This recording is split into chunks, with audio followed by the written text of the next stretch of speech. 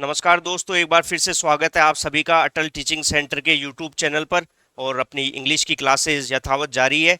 और उसी क्रम में आज हम डिटरमिनर्स को पढ़ने का प्रयास करेंगे। इसको मैं कुछ एग्जाम्पल्स के थ्रू भी कुछ एग्जाम्पल हर चीज़ के लेके आया हूँ, जिससे क्या है आपको ज़्यादा बेहतर ढंग से समझ में आ सके और आप स्क्रीनशॉट या उसको नोट डाउन करके बेहतर ढंग से उसको रिमेंबर या याद कर सके। तो डिटरमिनर्स क्या होते हैं? These are keywords which are used before noun for its specification. तो सिंपल अगर भाषा में बोलें तो डिटरमिनर्स क्या होते हैं कि भाई ये जो नाउन है, संज्ञा है, उसकी विशेषता को बताते हैं। जैसे कि मान लीजिए संज्ञा क्या होती है, मैंने लास्ट क्लास में बताया था, कोई भी लिविंग या नॉन लिविंग थिंग है जो हम देखते हैं कि भाई अपने आंखों से जो दिखाई दे रही है वो सभी चीजें संज्ञा है। लेकिन उसकी मात्रा बताना, कि जैसे कि हम बोलते हैं कि बाहर कुछ लड़के खड़े हैं, तो लड़के का मतलब हो गया संज्ञा, लेकिन कुछ या कितने नंबर है, उनकी संख्या कितनी है, उसको बताने के लिए हमें डिटरमिनर्स का प्रयोग करना पड़ता है। इसके अंदर इसकी संख्या हम कह सकते हैं निश्चितता बताने के लिए, कि एक है, दो है, कुछ है, मैनी है, मच है। तो ये सब हम डिटरमिनर्स का प्रयोग उसको प्रयोग करते हैं संज्ञा की मात्रा या क्वांटिटी को बताने के लिए। तो ये इसका इसका बेसिक थीम हो गया, इसका कारण कि भाई हम क्यों पढ़ते हैं डिटरमिनर्स। उसके बाद में अगर हम लास्ट क्लास में हमने देखा था, हमने आर्टिकल्स पढ़े थे। आर्टिकल्स का मतलब ए और एन और द, जिसके अंदर मैंने बताया था डेफिनेट आर्टिकल होते हैं और इनडेफिनेट आर्टिकल होते हैं, और दो प्रकार के, और इनको तीन कैटेगरी में बांटा गया है। तो आजकल क्या होता है, मॉडर्न इंग्लिश के अंदर आर्टिकल्स को भी डिटरमिनर्स के रूप में श्रेणी में माना जाता है। क्यों माना जाता है? क्योंकि ये भी नाउन की विशेषता को बताते हैं, नाउन का स्पेसिफिकेशन देने का प्रयास करते हैं। क्योंकि एक सिंगल नाउन लिखने से कोई भी मतलब नहीं है, उसकी संख्या या उसकी विशेषता जब तक नहीं बताई जाएगी ना, तब तक उसको हम बाइफर्केशन या उस स्पेसिफिकेशन उसका नहीं कर सकते। इसलिए हमने डिटरमिनर्स को पढ़ना बहुत ज़्यादा जरूरी होता है। अगला, टाइप्स ऑफ डिटरमिनर्स। भाई इसके प्रकार कितने हैं, तो मैंने ये प्रकार भी लेके आए हैं, इसके साथ में हमने एग्जाम्पल्स लिए हैं, जिससे कि क्या होगा आपको समझ में आएगा। बिना एग्जाम्पल्स के पढ़ना तो काफ़ी मुश्किल भी हो जाता है और समझ में भी नहीं आता। जैसे कि अब पहले हम लाए हैं फ्यू, एक, दो और तीन। फ्यू की जो है तीन कैटेगरी होती है। सबसे पहले सिंपल अगर फ्यू लिखा हुआ आ रहा है, और दूसरा ए फ्यू लिखा हुआ आ रहा है, तीसरा द फ्यू लिखा हुआ आ रहा है, तो फ्यू जब सिंपल हो तो वो नेगेटिव नेगेटिव जो है सेंस देता है। उसके बाद अगर फ्यू ए फ्यू लिखा हुआ आ रहा है तो वो वाक्य को पॉजिटिव बनाता है। और द फ्यू यानी कि जो अवेलिएबल है, जो अवेलिएबल है उसके अंदर हमारे पास वो चीज पर्याप्त है या नहीं, उसको बताता है। तो सबसे पहले अगर हम आए फ्यू के अंदर, तो I will not go to office today as few employees will come today. वो विल है, थोड़ा सा वो हट गया है, तो I will not go to office today as few, कि कुछ ही एम्प्लॉयज जो है दफ्तर में आए हैं, इसलिए मैं आज ऑफिस या दफ्तर नहीं जाऊंगा। तो ये नेगेटिव सेंस को दे रहा है। यहाँ पे अगर आप वैसे देखें तो यहाँ पे ये नोट लिखा हुआ है। नोट का मतलब ये वाक्य नेगेटिव है, ये पॉजिटिव वाक्य नहीं है कि मैं कोई काम नहीं करूंगा। अगर नहीं करूंगा इसलिए इसका फ्यू का जो है यूज किया गया है। यहाँ पे ए फ्यू क्यों नहीं किया गया? क्योंकि अगर वो लिखता I will go to office, तब इसका जो है ए फ्यू का प्रयोग होता है। जैसे कि नेक्स्ट एग्जांपल में देखें कि a few students were present in the class. तो यहाँ पे ए फ्यू का, कि क्लास के अंदर कुछ स्टूडेंट्स प्रेजेंट है, यानी कि कुछ तो है, पॉजिटिवली इसको देखा जा रहा है। तो इसलिए a few students were present in the class, a few का प्रयोग किया गया है। जबकि अगर इसमें फ्यू का प्रयोग कब होता, कि जब वो लिखता only few students were present in the class, कि वो हताश होकर कोई व्यक्ति ये बोल रहा है कि बहुत कम स्टूडेंट्स जो है क्लास में है। लेकिन इस वाक्य में पॉजिटिव वाक्य है नॉट, या तो नॉट, नेवर, हार्डली, स्केर्सली, इसका प्रयोग नहीं हो रहा, यानी कि वाक्य का जो सेंस है वो पॉजिटिव है, इसलिए ए फ्यू का प्रयोग किया जा रहा है। नंबर तीन, the few. I will eat the biscuits that are available in the kitchen. तो कुल मिला के ये बोल रहा है कि जो भी किचन में है अवेलेबल बिस्किट्स, वो मैं सभी खा लूंगा। तो इसके अंदर सेंस ये आता है कि अवेलेबिलिटी होनी चाहिए, जितना आपके पास उपलब्ध है वह सारा। तो दा का प्रयोग होता है। ये इसका बेसिक तीनों कैटेगरी का मैंने बताया। इसके अलावा इसमें क्या होता है, फ्यू का जो मेन यूज है वो आता है काउंटेबल।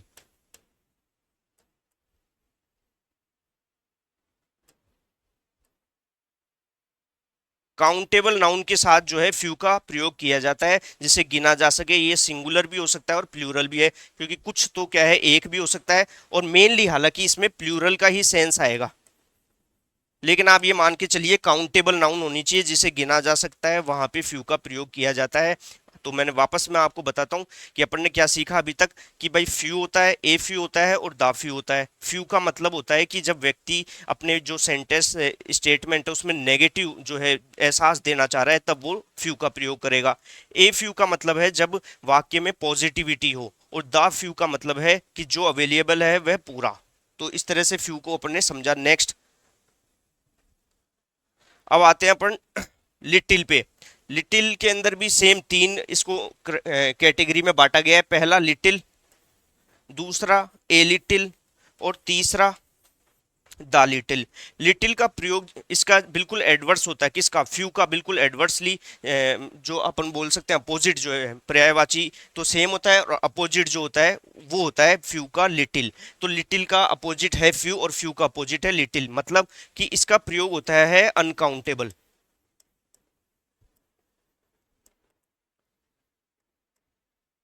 अनकाउंटेबल नाउन जिसे हम गिन नहीं सकते, जैसे फीलिंग्स जो होती है वो अनकाउंटेबल होती है। मनी हो गया, लव, हेट, या जो भी सैडनेस है, वो सब कुछ अनकाउंटेबल है, उसे हम गिन नहीं सकते। तो अनकाउंटेबल नाउन के साथ में लिटिल, ए लिटिल और द लिटिल का प्रयोग होता है, सेम उसी तरह जैसे फ्यू का होता है। जैसे कि लिटिल है, अगेन ये नेगेटिव सेंस देगा। ए लिटिल है, पॉजिटिव सेंस देगा। द लिटिल है अवेलेबल, कि जितने पर्याप्त है उतना संपूर्ण रूप से। तो अब मैं पहला एग्जांपल ले रहा हूं, there is little water available in the glass. तो ये जो वाटर है ऑब्वियसली इसको गिन नहीं सकते कि पानी एक है, दो, इस तरह से आप गिन नहीं सकते। पानी क्या होता है, अनकाउंटेबल है। तो इसीलिए इसके अंदर, वाक्य के अंदर फ्यू का प्रयोग नहीं होगा, इसके अंदर प्रयोग होगा लिटिल का। वाक्य नेगेटिव दे रहा है, कि वो सेंस दे रहा है कि केवल जो है बहुत कम मात्रा में पानी अवेलेबल है। तो इस तरह से हो गया। अब अगला a little, I have a little money in the bank. तो ये बोल रहा है कि मेरे पास कुछ जो है मनी है बैंक के अंदर। तो ये पॉजिटिवली बोल रहा है कि कुछ तो मनी है उसके पास में।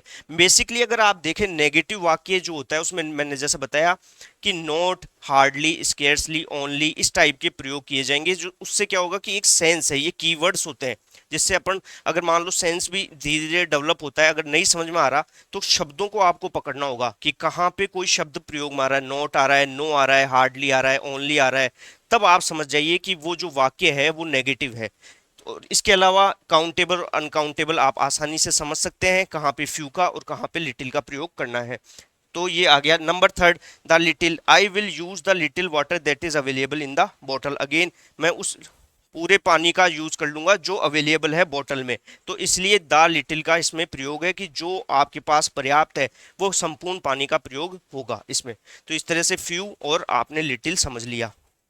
एक बार फिर से मैं आपको बता देता हूं कि भाई फ्यू आप ऐसे कर सकते हैं। फ्यू का प्रयोग जो है वो काउंटेबल नाउन के साथ, और लिटिल का प्रयोग अनकाउंटेबल, अनकाउंटेबल नाउन के साथ होता है। ये सबसे ज्यादा इंपॉर्टेंट बाइफर्केशन है किसी भी दोनों चीजों का, फ्यू और लिटिल का। ये काउंटेबल जिसे गिना जा सके, और ये अनकाउंटेबल, और इसके तीन बाइफर्केशन हमने ए बी सी तीनों में पढ़ लिए हैं। नेक्स्ट अपन पढ़ते हैं टॉपिक। नेक्स्ट है सम और एनी। ठीक है, सम और एनी। तो ये एग्जांपल है। सम का मतलब होता है, जैसा आप सब जानते हैं, थोड़े के रूप में सम का प्रयोग किया जाता है कि there is some water available in the bottle, there is some students were standing outside the door. तो सम का प्रयोग काउंटेबल और अनकाउंटेबल दोनों प्रकार से किया जा सकता है, और ये कुछ या थोड़े के रूप में प्रयोग में लिया जाता है। इसके अलावा सम का प्रयोग होता है कि कोई के रूप में, कि कोई मिस्टर, मान लीजिए एक्स जो है बाहर खड़ा है, तो इसलिए भी हम बोलते हैं some mister X is standing outside the door, या आउटसाइड द ऑफिस, कुछ भी आप लिख सकते हैं कि कोई बाहर एक्स नाम का व्यक्ति आपका वेट कर रहा है या फिर इंतजार कर रहा है। तो ये सम का प्रयोग है। इसी बेस पे एग्जाम्पल है पहला, कि some mister Vinod is at the door, same कि कोई के रूप में, इसको कोई के रूप में जान रहे हैं अपन, जब हमें पता नहीं है कि कौन व्यक्ति बाहर खड़ा है। इसके बाद there are some students who are absent today, ये थोड़े के रूप में सेंस दे रहा है। तो ये मैंने दोनों चीजें बताई कि सम का प्रयोग कहाँ होता है, थोड़ा, और उसके अंदर जब कोई अनअवेलेबल अपने अननोन पर्सन बाहर खड़ा हो या फिर अननोन पर्सन के बारे में हम जिक्र कर रहे हो तब सम का प्रयोग किया जाता है। फिर नेक्स्ट है एनी। इसका प्रयोग जो है, देर एग्जाम्पल मैंने लिया है इसके अंदर, there is hardly any money available in the my bank, और ये डू। तो मैं इसको एक अलग स्लाइड से बताता हूँ। एनी का प्रयोग थोड़ा सा इंपॉर्टेंट है ये। पहला है, इसका प्रयोग होता है इंटरोगेटिव में,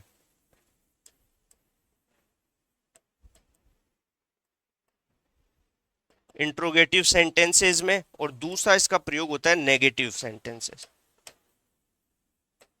मोस्ट ऑफ टाइम जो है एनी का प्रयोग कहाँ किया जाता है, इंट्रोगेटिव, जब प्रश्नवाचक जो आप जानते हैं वैसे वाक्य हो, there is there anybody outside there, तो जब हम प्रश्न करते हैं तब एनी का प्रयोग किया जा सकता है, और नेगेटिव सेंस में भी एनी का प्रयोग करा जाता है।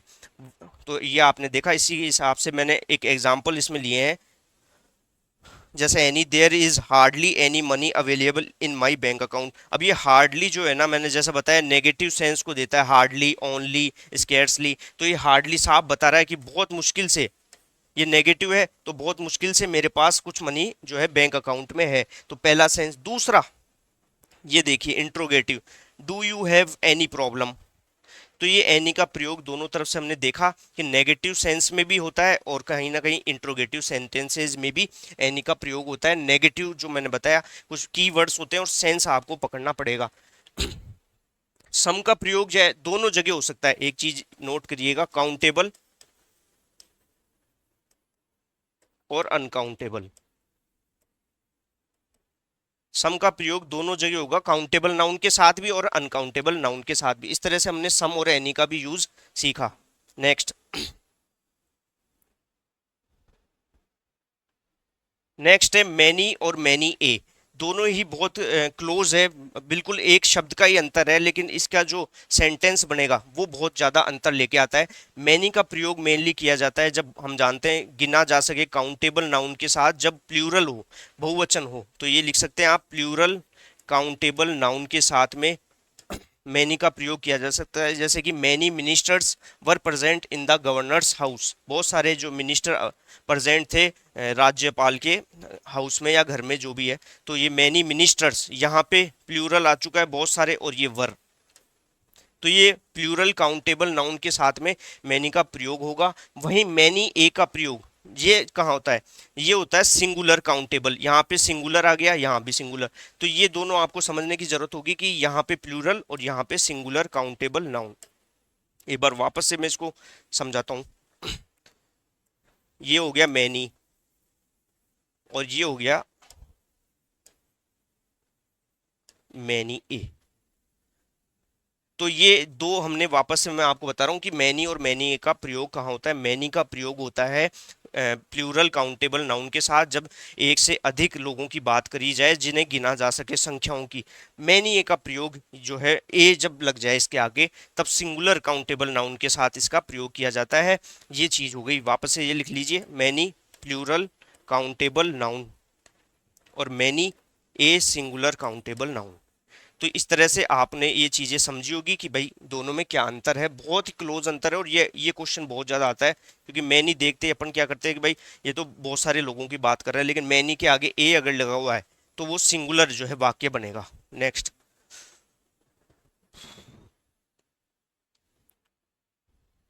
नेक्स्ट है मच और सेवरल।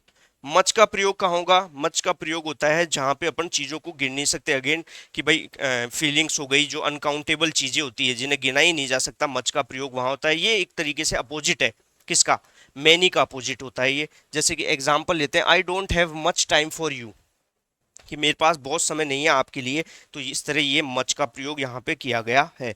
वहीं सेवरल क्या होता है, सेवरल वैसे मैनी का जो है उससे थोड़ा कम होता है मेनली अगर देखा जाए, बट सेवरल का मेन प्रयोग जो किया जाता है वो किया जाता है जब आप बहुत सारी चीज़ों की विभिन्नताएं बताने के लिए, जैसे जाति, विभिन्नता किसी प्राणी, फ्लावर्स, इसकी किस्म बताने के लिए सेवरल का प्रयोग किया जा सकता है। जैसे there are several breeds of dogs, या फिर फ्लावर्स लिख दो।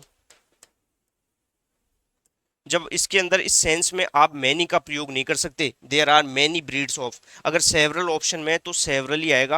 ये बहुत इंपॉर्टेंट जो है सेपरेशन है सेवरल और मैनी का, क्योंकि दोनों का प्रयोग जो है, इसका भी प्रयोग प्लूरल काउंटेबल नाउन में होता है, और मैं जो है मैनी का प्रयोग भी प्लूरल काउंटेबल नाउन में है। लेकिन ये क्या करता है, जाति को बताता है, दर्शाता है, विभिन्नता। इसके बाद में मच का मैंने आपको बता दिया, सिंगुलर अनकाउंटेबल नाउन, आप ये लिख सकते हैं uncountable noun, uncountable noun. Uncountable noun के साथ में जो है मच का प्रयोग होता है। तो इस तरह से अपन ने ये सारी चीज़ें आज पढ़ने की कोशिश करी डिटर्मिनर्स का, कि भाई बेसिक क्या क्या इसके टाइप्स हैं, और डिटर्मिनर्स जो है आर्टिकल भी डिटर्मिनर्स का ही भाग है, और ये नाउन की विशेषता जो है बताते हैं, कि नाउन की विशेषता भाई बाहर कितनी संख्या है किसी चीज़ की, वो बताने का काम डिटर्मिनर्स करता है। तो इसके अलग अलग हमने जो है टाइप्स पढ़े। इसके बाद भी कुछ जो है टाइप्स और बचे हुए हैं, जो हम नेक्स्ट क्लास में कुछ क्वेश्चंस के साथ लेके आएंगे, जिससे क्या होगा, आपको क्वेश्चन से थोड़ा कॉन्फिडेंस भी बनेगा, और आपको थोड़ा समझ में भी चीज़ें आएगी कि कहाँ पे अपन को कमी हो रही है या क्या चीज़ अपन समझ रहे हैं। तो यूं ही बने रहिए अटल टीचिंग सेंटर के डिजिटल प्लेटफॉर्म पे, और चैनल को लाइक करें, सब्सक्राइब करें और शेयर करें। धन्यवाद।